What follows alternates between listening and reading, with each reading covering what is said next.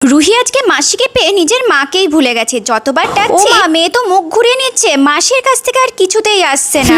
এর একটা কারণ আছে। কারণটা হচ্ছে যখন রুহি হয়েছিল মাকে দেখার আগেও মাসিকে দেখেছিল, কারণ মেঘা যে নার্সিং হোমে চাকরি করে সেখানেতেই রুহি হয়েছিল, আর ওটির ভিতর একমাত্র মেঘাই ছিল। তাই রুহি হওয়ার পরই সবার প্রথমে মেঘাকে দেখেছিল। এদিকে ওর বাবাও টাটা বলে চলে যাচ্ছে, তাও রুহি মাসিকে কিছুতেই ছাড়বে না। মেঘা সবসময় এটাই বলে যে জন্মের প্রথমে রুহি আমাকেই দেখেছিল, তাই আমাকে এতটা ভালোবাসে। মাসির কোলে থাকতেই ব্যস্ত।